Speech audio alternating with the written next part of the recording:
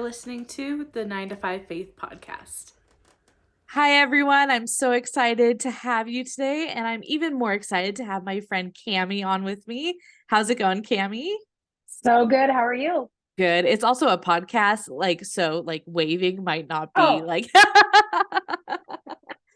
we are videoing it as well. It'll be on YouTube. So if you want to see Cami wave, just go over to the YouTube. How are you doing today? I'm so good. It's just good to meet you, get to chat with you. So I'm excited. Yes, me too. So tell me a little bit about you and what you do. And I call this the why I should care kind of thing. Whenever I do presentations, I say this is me. Now, why should you care that I'm talking to you? So because I'm awesome. No, you are awesome. Well, my name's Cami. And my last name is Aufdermauer. So it's super hard to spell. There's actually a song that can help, but we won't go over that right now.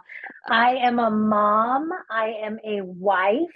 I have 2 teenage daughters. So really right there, you should want to hear what I have to say, because I'm surviving. Let's just say I'm not just surviving parenting teenagers. I feel like I'm thriving in it, but they are 12 and 13. So check on me in 2 years. Yeah. But I live in Oregon. So if you've ever heard of Tillamook cheese, I live in Tillamook, which is the cheese capital of, I think the world, but maybe Oregon. And my family has lived in Tillamook for over 100 years. Wow. So I was as born and raised in this community as you get. And I have just, I've grown up really loving my roots here. And I love getting to raise my girls here in this town too. That's awesome. And 100 years, that's crazy. And I think we're going to have some really angry Wisconsiners listening. Don't care. I won't tell them that I have Tillamook cheese in my fridge right now. Thank you. Here we go. We won't tell them. I really do. So tell us a little bit about your 9 to 5 and what that looks like for you. Oh man. Well, I have to back up 6 months, because my 9 to 5 now, based on 6 months ago, is totally different. So for 7.5 years, my 9 to 5 was that I was the executive director of Habitat for Humanity. So I'm sure you've heard of Habitat. Most people have. So I ran that organization in our community and truly felt like that was the job for me. I was this is what God created me for. Really enjoyed the work we got to do with families and just everything that I got to do in running that organization. So, that was your typical 9 to 5, in the office every day. Even through COVID, we had, I think 3 weeks where I worked from home. Wow. Other than that, in the office, balancing the life and what that looks like. Rural town, so only had to drive a couple minutes to work. Right. But really got pretty radically rocked when I read a book called Dream, I Dare You. Probably about 7 months ago, I read this book, and it really opened my eyes to, okay, I put myself in this position to really think that this particular 9 to 5 is my forever. Why would I go anywhere else? It's a Christian organization. I get to do good work for people. If I'm going to work anywhere in this community, I don't see any other job in this community that I would want. And so I started reading this book, and God just really started to stir my heart for bigger dreams, outside of my community, outside of what I was doing in just Tillamook. And he really started to be like, no, there's something more here. And so I was like, okay, but what is that? What does that even look like? And so what happened is I got really curious, because again, I'm reading this book that's really radically opening my heart. And I'm like, all right, who's this author? Like, who's this Julia Gentry? What is this all about? And so I did, like any good researcher, I went and found her on social media and stalked her Facebook page, And so I'm following along and I'm looking in her feed, and I found out that she was hiring for a super part-time director of operations, like 20 hours a week, nothing I could leave my job for. Like the salary was not there, all of that. But I was like, I'm supposed to be involved, even if at that point it meant just being a volunteer, whatever that looked like. Right. And so I reached out to her and I said, I think I'm supposed to be a part of what you're doing. Your book's rocking my world. And long story short, I ended up, after a lot of prayer and a lot of, talks with my husband, I ended up quitting my 9 to 5 as the executive director and launching into full-time work ministry as the director of operations for Julia Gentry, who wrote the book Dream I Dare You. I mean, my family thought I was a little crazy, but so far, so I've been working for her now for 6 months. Wow. And it has been completely different for me because this is my first job ever where I work from home. I mean, I didn't even know that was possible. Like, I know people do that, but I didn't know it was possible for me. Yeah. And that's been such a drastic difference from being in an office. Yeah. Yeah. And how accessible it now is. So cool. Because I think before it was like only certain special jobs and certain titles got like the privilege of doing work from home. And now I feel like it's more like widely kind of applied to the workforce. Right. So that's awesome. That's a really killer story. And it's my favorite. I'll have to tell you a story later of some crazy things that crazy opportunities really happen just like that. So that's awesome. And so take me through a little bit of like what your day looks like, from not only from like a work perspective, but also like you're working from home now, you don't have to commute, but also like you're not in an office, which makes wearing sweatpants really easy, to what your time with God looks like. I am so glad you're asking me this now, because I feel like even last week it looked so different, and like this week I'm really proud of what it looks like. So maybe I was just getting prepared for this podcast. But I think what I love, and I say this to my kids all the time as I'm getting ready to walk, I have a little cottage in my backyard that is my office. So thankfully there is a little bit of separation from my house, but I always say, all right, headed to work. It's a long commute. And so I have, thankfully, again, I said I have teenagers. And so we've actually, because I do believe that I want to be focused when I'm in my office, I'm working on work, all those things. So we've actually created a color code system for my door. So they know when mom's little sign is red, unless you're bleeding or the house is burning down, like don't come in, and so we have different layers of those colors. So they kind of know. That's a really good kind of thing. Yeah, they know if it's yellow, it's like, okay, come on in, say hi, but then head on out. If it's purple, come on in, it's a party. Yeah. I'm going to be honest, it's never purple, but if it were, they would be excited. Yeah. And so I get out my cottage. I believe very much in creating a workspace that you love aesthetically. Yeah. So like, if you could see, that's just, everything's very me. Like it's when you walk into my office, you can feel me there. Like I got Dream on my wall. I've got this beautiful lion here, because I really want, when I walk into my office, I want it to be a place that I enjoy. I also really like a clean space. So that's important for me. Always making sure there's no piles, making sure things are clean.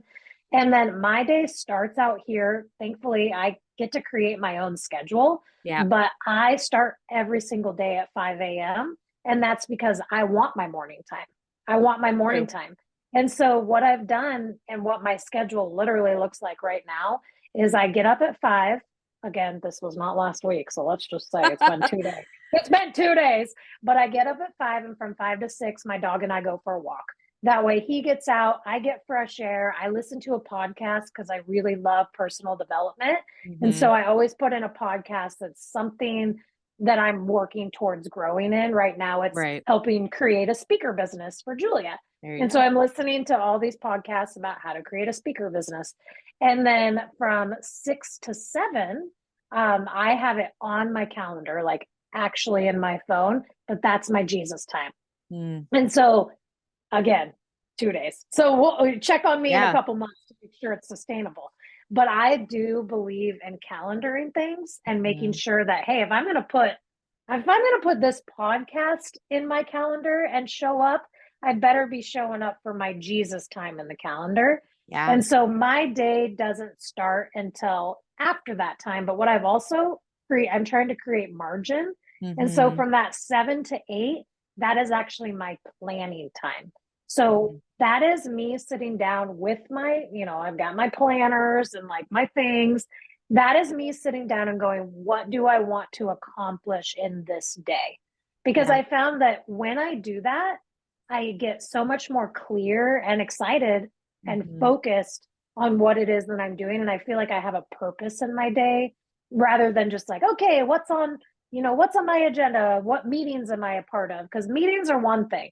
It's Yeah. what fill up all the things between the meetings that are really where I want to be intentional about my time. Yeah. And that is what a typical day looks like for me this week.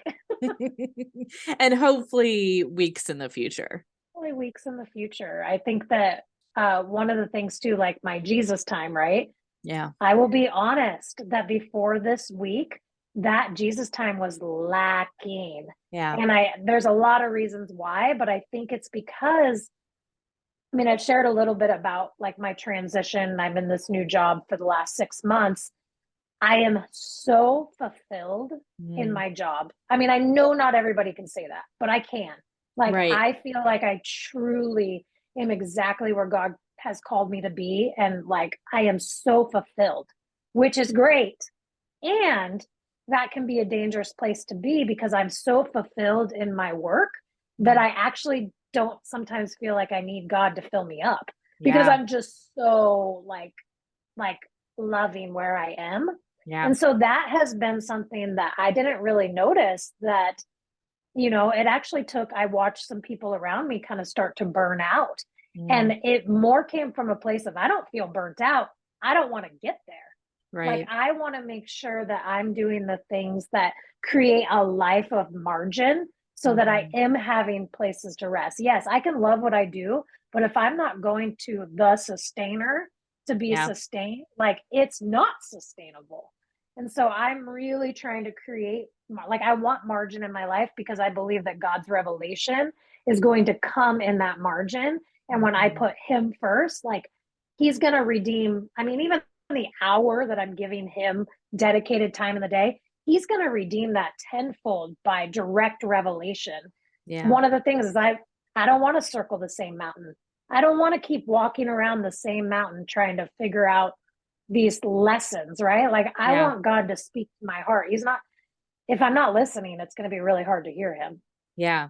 Yeah. And also, like, couple things there. One, I am with you on having a clean space. If my office is not clean, it's a little crazy. Now, this might seem like a real like nitpicky kind of question, but for the work from homers, they might understand this. Do you do your Jesus time in your office or in your home?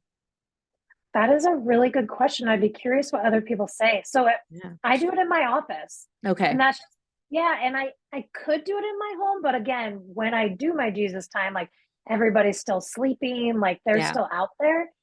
For a while, I thought I would have to separate them. And if I didn't have good boundaries, I might have to, Yeah. because I can very easily get excited to get on the day. The one thing I've done, I will not have my phone next to me during my Jesus time. So I'll put it on airplane mode. I take my my Apple Watch off. Yeah. I don't want any alerts during that hour, or I don't know if you know the Enneagram, but I'm a Yeah. 7 on the Enneagram, dude. Yeah. So I can get very distracted. Yeah. So I have to take off all the distractions and really just be present in that moment, because the excitement of Yeah. what's to work on will catch me, and it's hard to Yeah. rein it back in. Yeah, for sure. I call it shiny object syndrome. We're just, Are you a 7 too? I'm a 6-wing 7, so I'm pretty darn Okay. close. But yeah, that it's funny because I think that like back before COVID and work from home became like really more broad scale, I feel like that these conversations that I'm having with you and having on the podcast would look completely different than they look now, because that margin that we have to have when we work from home, like we need boundaries even in our own home because we're always working from there.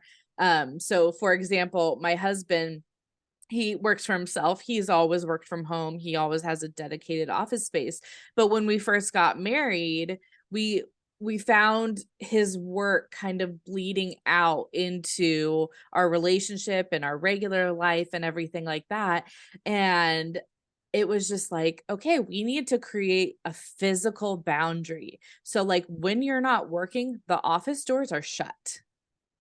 And I've had to do kind of the same thing, which is why I was asking of like, in my office, I work in my office. Anything else, especially like my Jesus time or even my writing is part of my work, I can't even write in my office. It's too distracting. I have to go away to do that. Yeah.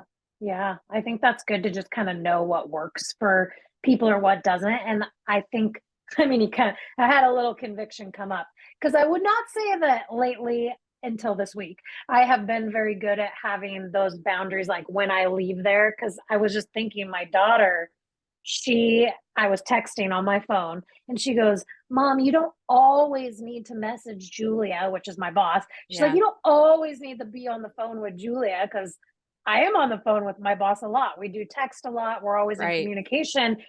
And thankfully, that time I actually wasn't talking to Julia. So I was like, well, actually, I'm not talking to her. But it did make me kind of go, oh, like I got to make sure I mean, how often are we calendaring time with our kids or our Yeah. husbands? So, like, I think and I even made that intention this week. I told my boss, which she's used to me working. I mean, I'm in the bathtub editing videos. Right. it doesn't matter. Like, Yep. because I love it so much, I'm always doing it. Not And because it's easy to do it. it's easy. Easy. It is hard to not. Right. It's meaning not that the work is easy, but it is easy because you like it and it is not Yes. burdensome to do it. No, exactly. And so the hard thing is stopping because it's again so fulfilling. But like, where do I want my fulfillment to come from? And will I look back and think, even though I'm having fun and all these great things, will I look back and have missed out on time with my family? Yeah. Yeah. I just don't, I just believe it's important for me to always evaluate where I'm getting my fulfillment from. Yeah. Yeah, for sure. Gosh, there's so many things, so many different like bunny trails I want to go down right now. Because you're saying so many good things. But one of them is the reality of being able to work remote means we can work from anywhere at any time. And that is not, it is both freeing and binding because So true. because like, so I work in social media. Social media is always happening, right? Like when things pop off in the world, they happen on social media. Like, just saying. And so for me, it's really easy to justify kind of always being on and always logging on. So like besides, just being recently convicted of that, do you have any ways that you try to create better margin around that of like your emails, or you talked about Trello, your Trello board, like Oh, dude, Trello changed my life. Are we going there? Let me answer your question because yeah. Trello is a whole nother thing. Oh, I'm Well, ready for actually, that. because it is like my jam. My husband is so tired of hearing me talk about Trello. I'm like, is there a support group for people? Because I just want to talk to people about Yeah. Trello. Trello, if So you're listening, looking for sponsorships. for real. No, for real. So I think, I mean, if we just go that route, I think one of the things I know about myself is that in order for me to thrive, and again, you look at your Enneagram, like I'm an Enneagram 7, so can get super distracted, rabbit trails, all those kind of things. Yeah. So I have to have systems and processes in my life. Like I have to. Not only do I enjoy them.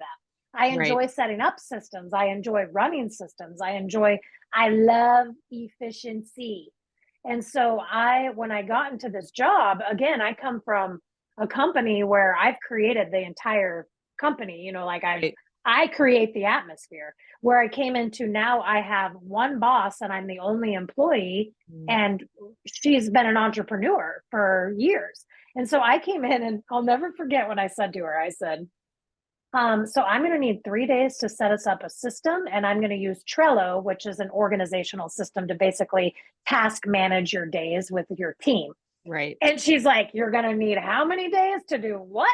And we always laugh about it, because what I didn't know coming into this job until I was in it was how much I needed structure. And so when I went the first week in the job, and every meeting I'd have with her, I'd come out of the meeting with 5 pages of notes, none of which were organized. All the action items were mixed in this notebook somewhere. I thought I was going to die. Like, I'm just like, I cannot function in this world.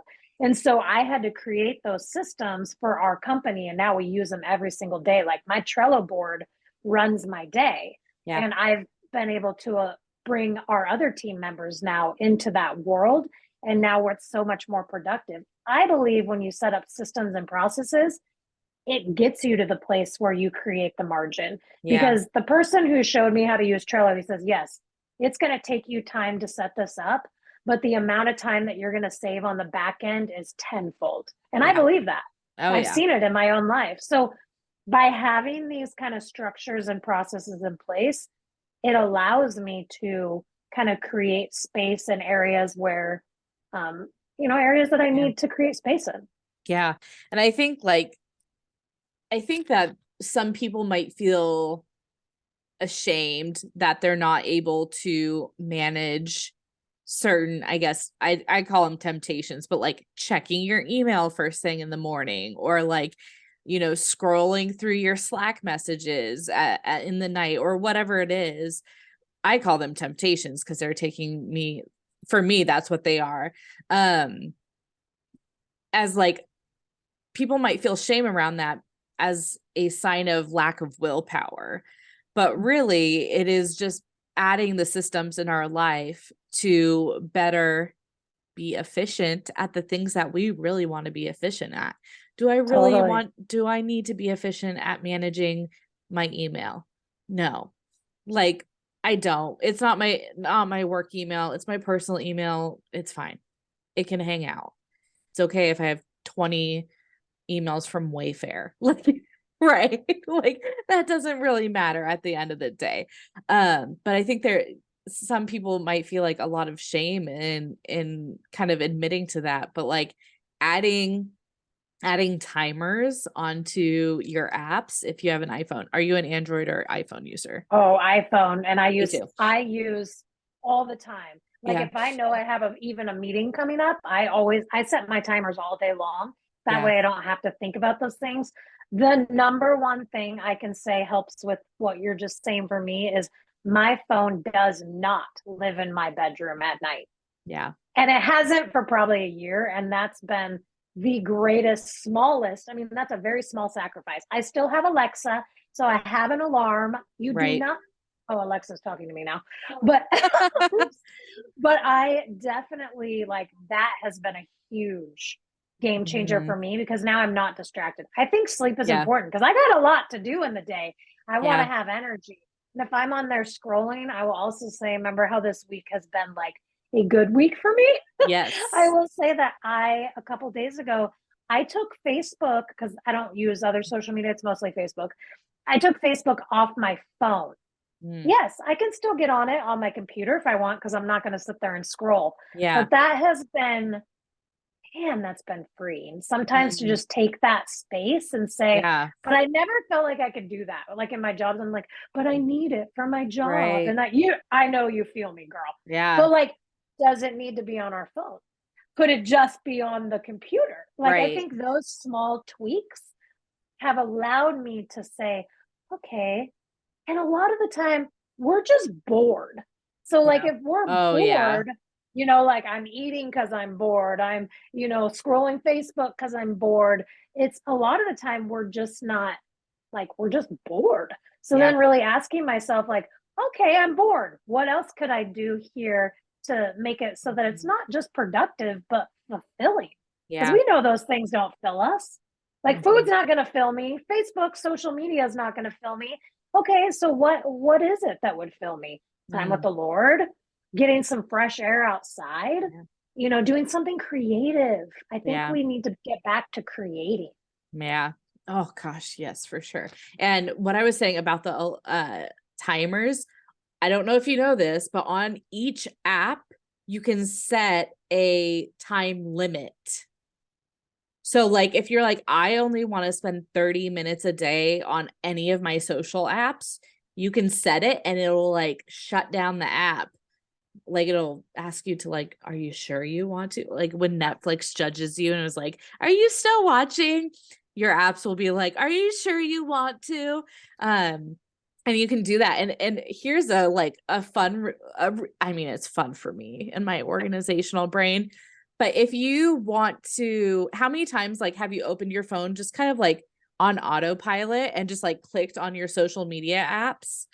And like you're just like, oh, like how did I How get did I here? get in here? Yes. Right? One thing to do to combat that I really love is to move your apps around. Because Whoa. if you move your apps, if you change where they are at, you have to actively go looking for them. And it brings together mindfulness because like you'll like swipe and like click where your Facebook was. And you're like, wait, why am I on the CVS app? Like, or like, I don't want to like work out. Why am I in my health app? Like, That's where you like strategically put the Bible app. yes, exactly. Anytime I click on this, just open the Bible app. There you go. So there, I mean, there's definitely things that we can do to like help kind of create that margin. And I will say too, for anyone who's listening, my sage advice, I guess, is to set the expectations kind of upfront with your work.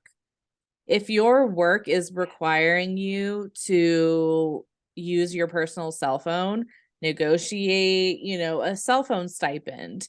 And if that's not part of it, then say like, I'm sorry, I will not have email on my phone. I will not have Slack on my phone. Like I will not be available. You can call me, but I am not going to have any of these communication things because that's your own boundary for your own life and your own well-being. And give an inch, take a mile kind of situation of like, oh, if it's just one Slack that I'm answering on the weekend, you're gonna still get them and it's It gonna was get funny worse. because I did take my phone in bed last night. Hmm. Not for like the whole night, but just because I was like, ooh, I want to do this. And so like I was laying there and doing this because I specifically told my boss, I'm like, okay, go like you have to get your intentions out there. And I just said, all right, I'm done with work at 4. Like, don't let me keep working. We Yeah. gotta cut this off because I love it. I love working.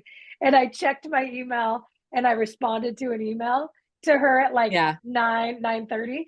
And then I emailed her right back. I said, no, I'm not answering emails in my bed at 9:30. We kind of, but It it's good even happens. to joke with ourselves and be like, but it was so automatic to just Yeah. open that email and Right. to like respond. Like, what? No, I can't just wait to respond. What would that mean about me? But those Yeah. are the questions I have to ask myself. Like, where am I going? Because I know that I'm in this for the long haul. Like, I Yeah. want to be in ministry doing what I'm doing for years to come. And if I can create healthy boundaries, I hate that word, but if I can create healthy, Yeah. what would be another word? Healthy habits. That Yeah. even rhymes. Like, that sounds good. If I can create healthy habits now, I believe that will make this more, it's going to make it sustainable for the long haul. Yeah. Yeah, for sure. And like I think what we undervalue as Christians, I guess, is the ability to create habit and routine. Like, it changes our brain chemistry. There's a reason why I go on my phone and I open Facebook every time. And there's a reason why, you want, when you're like bored, you like go to food, because it's like on some chemical level, I don't want to lessen the people who have serious addictions, but the chemical response in our brain is very similar and in smaller amounts to that has, dopamine or I want to say serotonin, but that's what puts you to sleep. But your dopamine and all your other hormones that go on in your brain, that stuff gets released when we see a notification pop up or something. But that can be reverse engineered for our faith. Totally. Totally. Yeah. Can we get that app? Like, let's Yeah. make that happen, It's Right. true though. It's true. Yeah. And just small changes. Like when I say my week has totally changed this week, these are not big changes. Right. It's just being more intentional. And I mean, like, this is not a sales pitch, but when I say this book, Dream I Dare You by Julia Gentry, okay, maybe that was a little sales pitch. When I say this book changed my life, it changed my life because not only did it give me a dream bigger to live for, but it helps me really know how to take captive my thoughts and to retrain my brain, which is exactly what you're saying. Yeah. Because I now know what beliefs, like what limiting beliefs have kept me from moving forward in my life. And I now have a conviction that is super strong to put my whole life on. And so like even today when I was struggling through, I was noticing some big feelings and I'm able to say, like, am I living chosen today? Because that's my conviction, that I live a life where I am chosen. And if I know that to be true, I no longer need the world to tell me I'm chosen. I literally live from a place of being chosen. And there's so much depth there. And that's really what her book's about, is finding that conviction that you can say at any point, like, am I living chosen? And if the answer is no, that's always when it's going to show up for me in, it's always when my fruit is not the fruit of the spirit. I mean, that's really what it is. Anytime I'm living outside of like really seeing the fruit, it's because I'm not living in my conviction and I just have to check myself. Yeah. Yeah. And like also when we are operating in kind of this autopilot kind of state, I'm actually, my own personal plug, I'm writing a book about this, and one of the chapters is on autopilot, and it's when we're operating in this kind of just like, I guess, stress response where we're just kind of going through the motions, like where's the room for the Holy Spirit in that? Right. Because the Holy Spirit, like I think there's very like, I think within the Trinity, they all have very different personalities. And I think like the Holy Spirit is one of like spontaneity, right? We see him move like in the moment. And if we're kind of stuck in this autopilot mode, like how do we respond to the Holy Spirit when he asks us to? I just have this vision. I know I mentioned the Enneagram a couple times because it has been so helpful for me in my life. I literally just, when you were talking about the Holy Spirit, I was like, I bet Holy Spirit's a 7. You know what I mean? Like, I was like, and then I'm like, what would God the Father? What would Jesus? You know what I mean? Like, I was like, how fun would that be to dig a little into that? I think they're probably every number, obviously, but like, I really got my brain a thinking. That's really fun. Like what Myers-Briggs No, is the Trinity. Somebody needs to write that book. Somebody out there. And not get struck by lightning. I know. I don't know if it's biblical, but it really you're gonna have to put the Enneagram test link like in our show notes. Oh yeah. Because it really has been so helpful for me in just understanding the why I do things, like the oh man, it's been and then I can that, I mean, that is why, again, we talk about systems and processes. Those literally keep me being able to function because I need them in my life. Anytime I meet another fellow 7 and I'm like, do you have a Trello board? Do you have systems? And they're like, I don't have any of that. I'm like, let me teach you. Because I'm telling you, like, once you learn how to create systems and structure and processes, not to become this rigid person, but to be able to have it so that it can give you that margin, Yeah.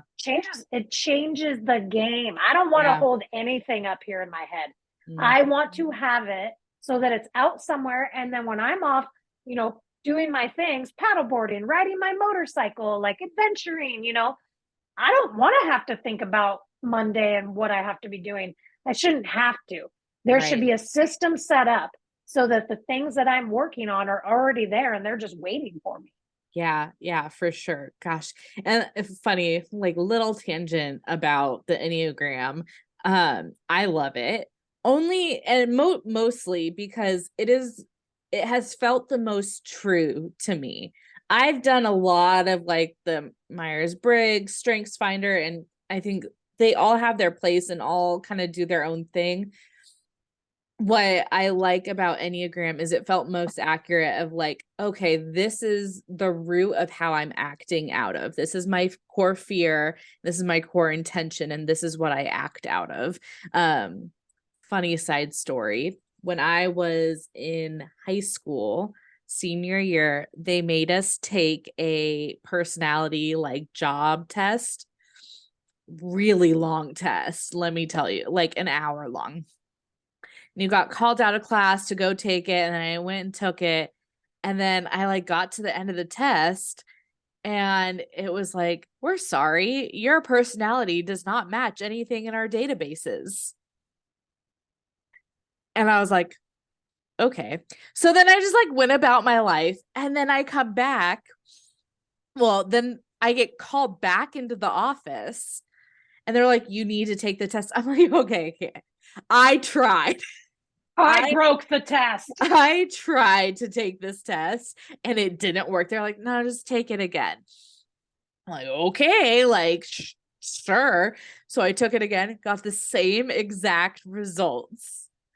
And I just remember being like, what does that say about me? Because all my friends were like, it was so accurate. It was exactly what I want to do with my life. It was like 100% just like right there. And I'm like, I wasn't in their database. I'm just that weird.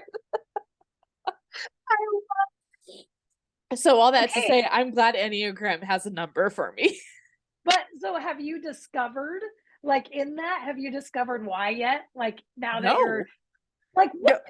I can't even remember what test it was. It was like, I remember like what the format of it was. Like it gave you two options, like two paragraphs, and you had to select which one you related most with.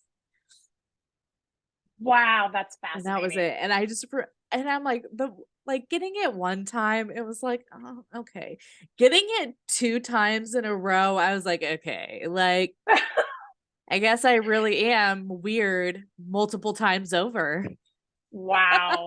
Wow. That is But awesome. I will drop a link in the show notes to the Enneagram test because it's So it's good. insightful and it's really helpful. Okay, like let's get back onto the topic at Hey, hand.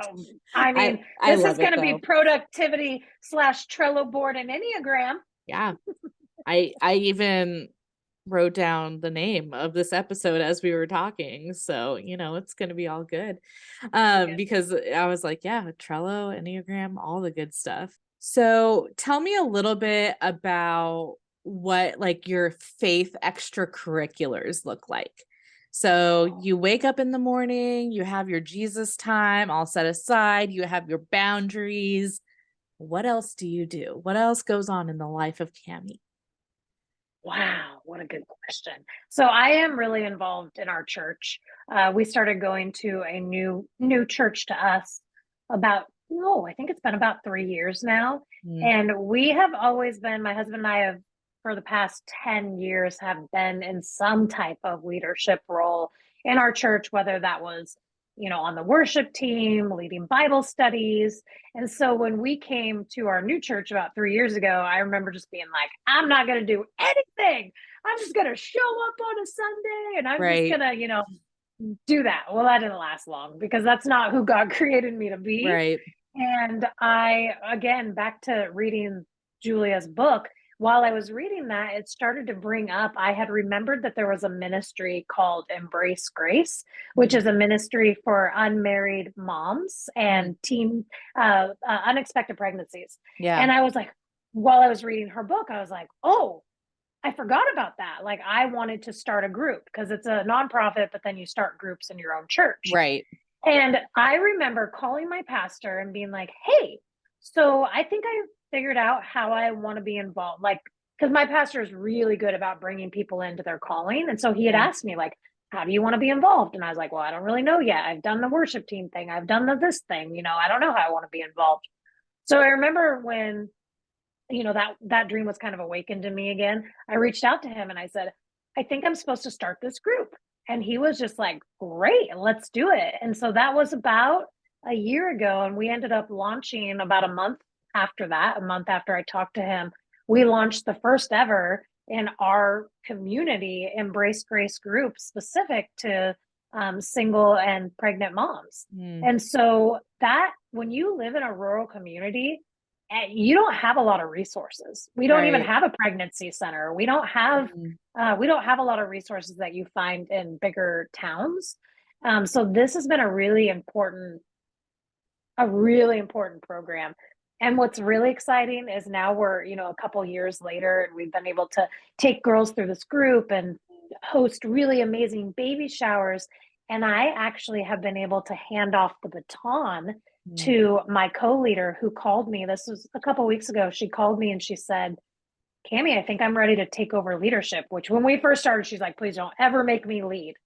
And I was like, that's amazing, Andrea, because my schedule's super busy in ministry, just in my job. Right. And so part of me was like, I was thinking in my head, oh man, like, I don't know if I have the time that I need to give to this. Like, and when she reached out and said, I'm ready to lead, I knew it was time to let that go. And then what got really exciting for me is then I'm like, okay, God, but where do you want me? And he really showed me, he goes, I want you to mentor that co-leader. Her name's Andrea. I want you to mentor her into her leadership role. And I was like, I love the thought of in the church helping mentor people in their leadership roles, whatever that looks like, right? Yeah. Like really driving people towards their purpose, which is also what I get to do in my daily job. Right. But I was like, what if I could do that to help the church grow too? And so that's been kind of a new thing for me. And I think I'm 37. I might be 38. I'm not sure. I'm one of those numbers. I think I'm 38.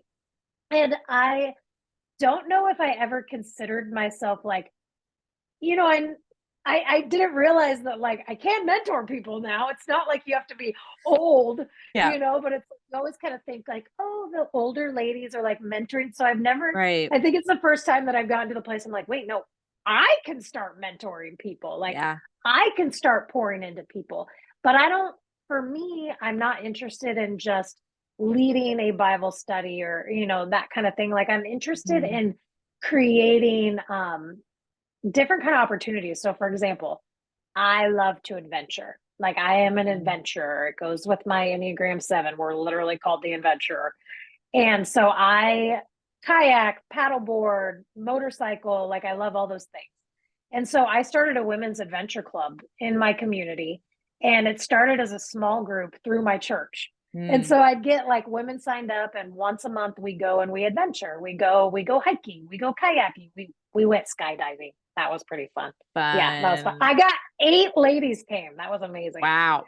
So I know. Good sized group. Totally. So this group has grown from, it's from like 10 to now we have over 500 women. Again, rural community. This has been a year, only a year. 500 women who are in, now it's a Facebook group because I'm like, I can't manage this like planning center stuff. So we have over 500 women in our community club. And all I do, it's so low key. All I do is the few days before our once a month, we do it the first Saturday of every month. I just put where we're meeting and everyone shows up. I mean, the most we've had is probably like 40. We took 40 women kayaking. Like I found kayaks from all over the community, but we'll get anywhere from about 15 to 40 will come. But that is every week, for every month, I'm getting to meet new women. I start every group out with a prayer.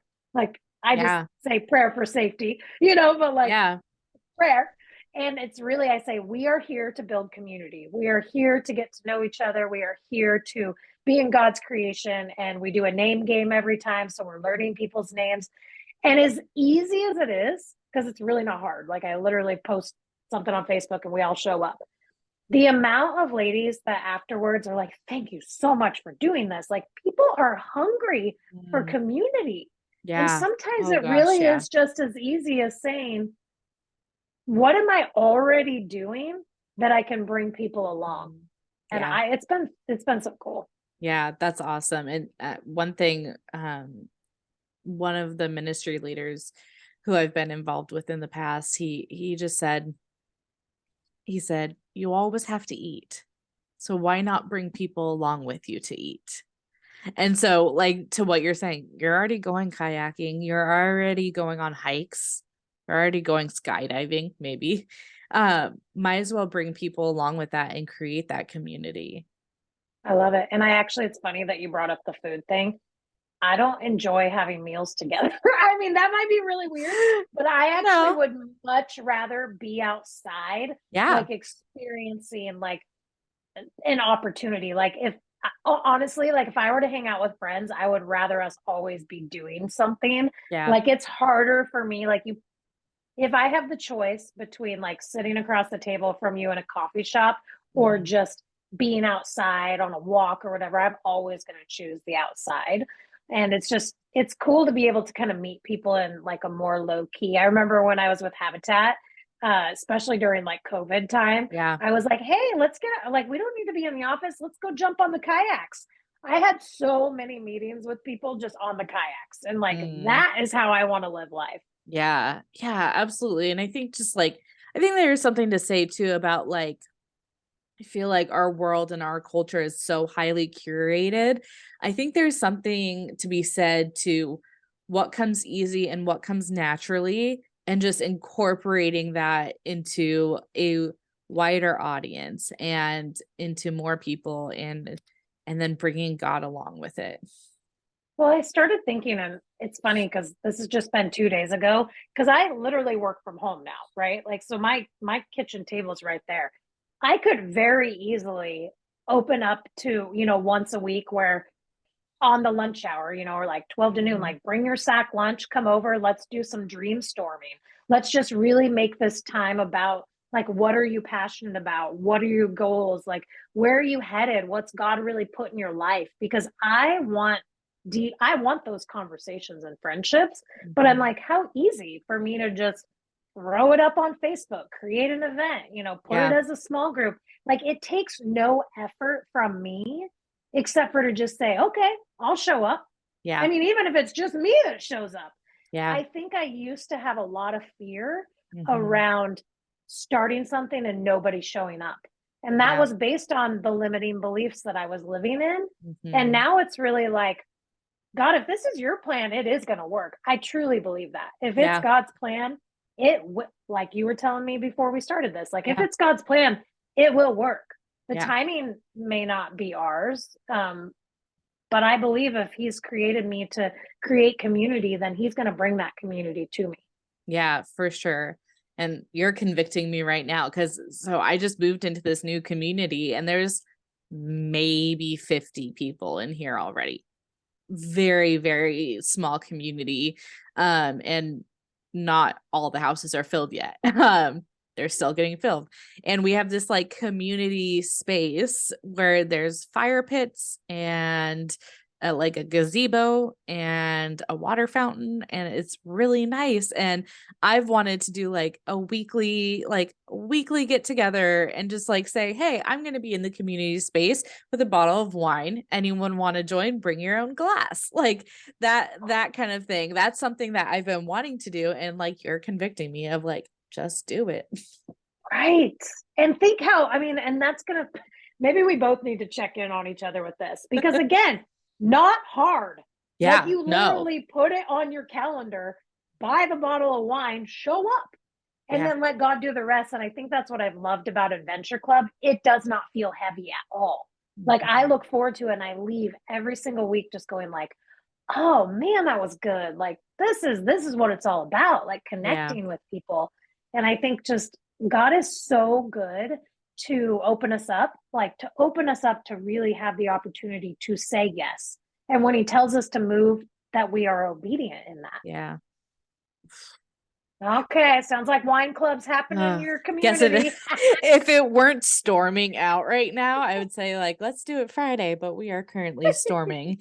There were hurricane force winds in the mountains, so you know, So, you know, casual actually out here. So in the Arizona in the desert, you have to be careful when it's windy. I like hope I don't deter people from like coming out here. I'm talking like 20 to like winds were never like happened. up at 80 miles an hour. Okay. Like, so what happens, especially during the summer when we get more windstorms, there's this thing called valley fever. And like you can get it from breathing in like the dirt from like the dust storms. So, That sounds really weird. right? I'm just like, it's just like a spore that you inhale that gets, but like, it's not in the city or anything. What happens is the winds come from so far out of the city. It's in the desert. Like that's where this like fungus lives in the desert and it blows in. And then like you can get valley fever. Although my husband's lived here for 30 something years. He's never got it. He's never got it. It's like the Oregon Sasquatch. Like, is it real? Is it not real? It's definitely real. Like people get really sick from it, but I personally have not, and neither has my husband. So I am just aware of the fact that like, hey, don't necessarily go run around in a dust storm. It's it's not really good for your lungs. I wouldn't even know what that is like because I live in a place that rains, 365 inches a year. So wow, there ain't no dust here. I have, not only do we have the air filters in the ceiling, but we have like mobile filters in every room because it gets so dusty even inside the house. Well, you know what? It must be nice, Paige, to have sunshine. I mean, it's been a long winter here on the Oregon coast. Let me just say, remember when I was saying like, sometimes you start thinking about moving. I'm like, never make a moving decision at the end of winter in Oregon. Like, because you're just so ready. The sun will come, but when? When is my question. And also, wherever you want to move, go visit it at the worst time of year. Right now in Arizona, when there's dust storms. No, now's not even the worst time. I was going to say like we're still like 3 months away from the worst time, which is August, July and August. But I laugh. One of my neighbors, she was from California, and the first year, which was last year, she was here. We had a bad dust storm, and she was texting me like, Paige, I walked outside and there is dust everywhere. I was like, yes, like this is a dust storm. Like this is what happens. They usually blow over in a few minutes, like usually takes like 15 minutes and they're over with. And then you can just go about your day. She texted me back and was like, it's like frontier weather. I was like, oh, like that is like the best thing I have ever heard, because I definitely have a tumbleweed in my front yard right now. Oh my gosh. Because of the wind. Tumbleweeds are a real thing. If you like don't believe the movies, they actually exist, guys. Oh, when I walked out of the airport elevators in Florida, because I've never been, I literally, the ladies I was with, I was like, what is that? Like talking about the humidity. Yeah. And they're like, that's humidity. I'm like, oh, good Lord. That is not cool. No. It's like opening an oven door. Just like that's weird. Yeah. I don't do humidity, which is why I'm in the desert. My family lives in the South. I will not follow them there. No, don't. Oh gosh, so many good things. One thing that I'd like to talk about, and this kind of like, I don't know, I was looking over these questions and I was just like, I'm like really like pushing people to kind of like tattletale on themselves and like be a little bit vulnerable. But what's your biggest struggle when it comes to practicing your faith and working full time. Oh, well, I think we did kind of touch on it a little bit, but I Yeah. think it's not like, honestly, this is what God's showing me is not finding fulfillment in anything above Him. Yeah. Because again, I get that I am blessed that my job is so stinking fulfilling, like Mm. truly. But I don't want anything to fill me up except for, to overflowing. Like nothing's going to fill me to overflowing like God can and will. And so I think that for me, I just have to always check where I'm getting filled up. And Yeah. it has to be God first. Mm. And just really making sure, again, asking myself that question of, if I continue on this, even though I'm having fun, will I have missed out on something that's important? Like, will I look back and think, oh, I had the opportunity to spend more time with my kids, but I was so distracted by even good things, even ministry. Like, Right. I'm distracted by ministry that now I'm not going on date nights with my husband, or I'm not, spending time in the evening with my girls or watching movies with them. Like, I'm being so productive in these other areas that I'm not actually resting. Mm-hmm. And that for me, like one of the things that I was doing this Bible study that I've been a part of, and God gave me some major revelations, which I've never been like a picture person, but He Mm. showed me a picture of a roller coaster.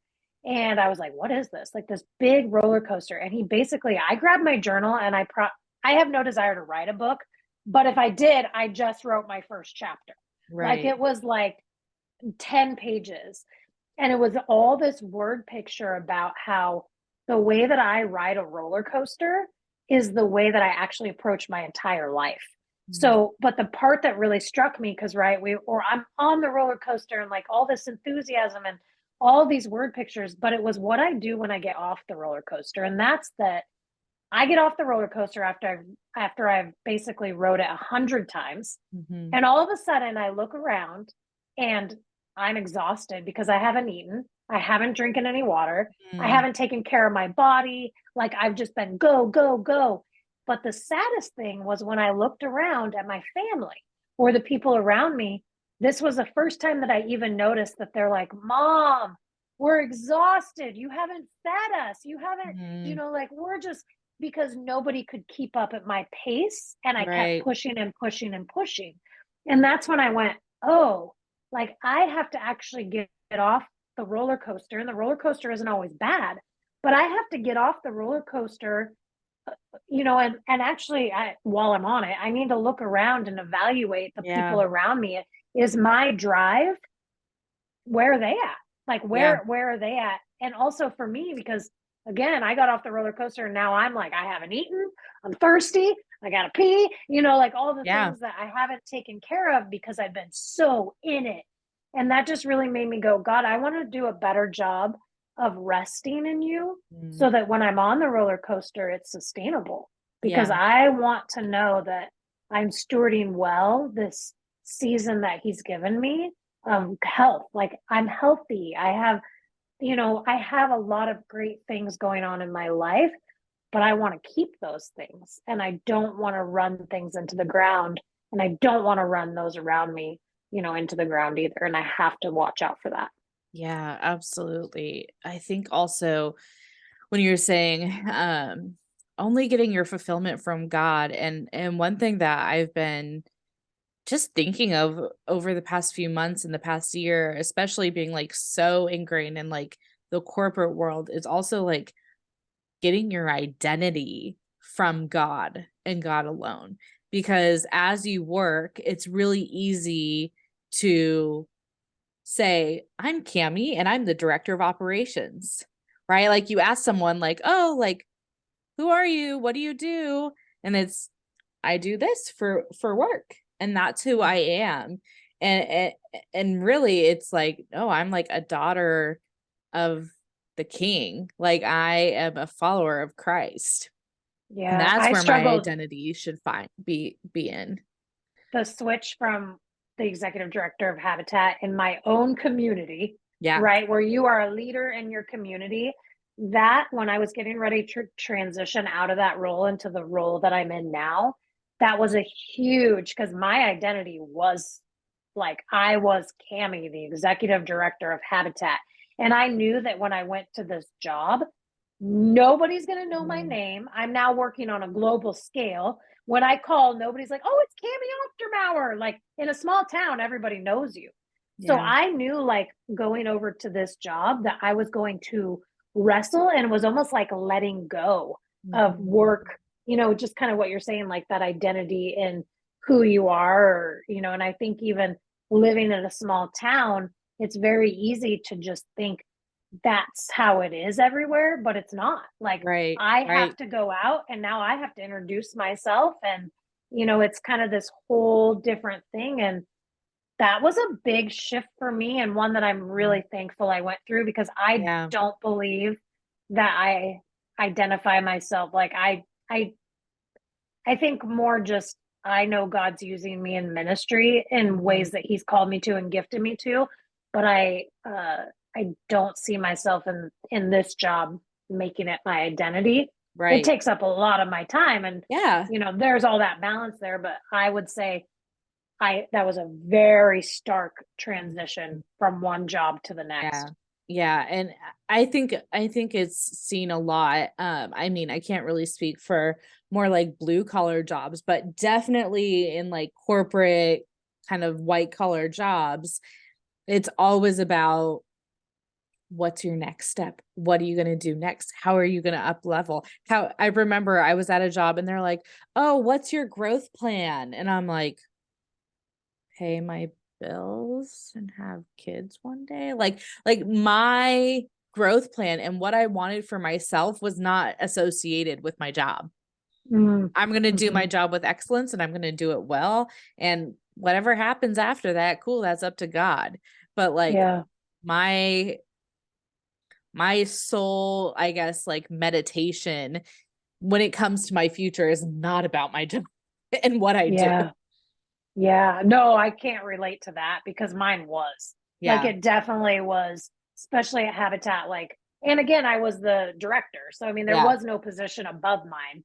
So Yeah. nobody was ever asking, like, what are your goals here? I just had no idea that someday I wouldn't just be working in my own community. So I never had to think about the fact that, like, when I go knock on a door, this person has no idea who I am. So that was a Right. very cool thing for me, Yeah. because it helped me to get out of my own small, mindedness, really. I mean, that's not a bad thing. Like, my whole family's been here. Like, they've had amazing careers in this one community, but I didn't know that was possible for me. And so I've never had to think about what would that look like to start knocking on doors where nobody knows your name. Yeah. Like, it's been really cool. Like, I haven't hated it. At first I was scared, but now it's like, wow. I even told my husband, I'm like, I could change my name to Kamara, and nobody would. He's like, please don't do that. I'm like, okay, I won't do that. But all of a sudden I was like, I could create like this new Yeah. identity, although I like who I am, but Right. like, it does give you an opportunity to kind of that freedom we were talking about, Yeah. even with the working from home. I will never forget, because again, brand new for me to work from home. I'll never forget when I grabbed my laptop, which is like a MacBook Air, so super small, thin. Right. I held it up to my daughter in the car. I said, do you want to know something cool? She's like, what? I said, anywhere this laptop can go, mommy can go. And she's like, really? I'm like, this is my job in this laptop. And it just kind of opened up, like, I could go anywhere. I haven't gone anywhere, but I could. You I could. could go somewhere. You know what I mean? I Yeah. could come visit you, and we could go Yes. sit in the dust storm. Yeah, absolutely. I mean, like with your adventuring, I'm like, we should definitely go up to Page. Have you like, do you know what Page, Arizona Page, is? what is Page? Page, Arizona is a No. city spelled like a book page, not like my Okay. name. And it's on the like the northernmost border of Arizona. It's probably take like from where I'm at, it's like a 6-hour drive. It's a long drive, but it's beautiful. Look up Horseshoe Canyon, look up Antelope Canyon. All of those. So you're gonna meet me there? Yeah, for Okay, sure. that sounds good. I'll bring my laptop. We'll work. We'll have a work party. Yeah. We'll go up to the snow and like go. Anyways, Antelope Canyon, if y'all are ever in Arizona, go with, one of the tribes. They do the tours up there. And it is beautiful. And it's crazy because I was like, I heard canyon and I was thinking like you're on the ground and the mountains go up and you're in the canyon, that you go down into the earth and that's the canyon. Oh, Yeah, it's trippy. Like there's a crack in the ground and that's what you climb into. how do you get out? You climb a ladder. Oh, wow. Yeah, Wow. it's awesome. Anyways, Cami, we should make that happen. I love it. I just love, even if I went nowhere, I love knowing that I can. And I Yeah. know I will, but also in due season, right? So like Mhm. I love opportunity to Yeah. look at what's out there. And For like, okay, sure. where to next, God? Again, Yeah. lived in this community my whole life. But that's not to say I couldn't go somewhere else. Like Right. maybe someday I will. I've Yeah. never thought that was an option. I love that. I love that. Yeah. Well, Cami, let's wrap it up with what is one thing our listeners can do to implement a faith building discipline or practice in their life this week? Well, besides get a Trello board. Yes. Oh my gosh. Because seriously, create some margin. Mhm. Honestly, like I again, I think it takes resources to get you to where you want to go. And so I'm just going to recommend a resource, and that again is to buy the Dream I Dare You book. Really, truly, this book is what catapulted me to where I am today, mindset wise, but also career wise, also how to dream, all those things. So that would be kind of my one charge is get this book, because this book is really what changed the game for me. Oh, I can't wait. And your book is on your way, lady. It's in the mail right now. Ooh, shut up. That's exciting. I was going to say, I need to read it. I have actually on my desk, I have 1, 2, 3, 4, 5, 6, 7, 8, 9, 10, 11 books that are on my list for the year. So that one will get moved to the top of the stack. It's a small group study too, so it comes with a workbook. So I'll send you the workbook as well, because that's really where the depth comes in, right? And I'm just excited to see you take that journey, because it changed the game. Awesome. It changed it all for me. Awesome, Cami. Thank you so much for joining us, and we'll catch you guys next week. Thanks for joining us. If you liked what you were listening to, make sure you subscribe and hit those 5 stars, and we'll catch you on the next episode.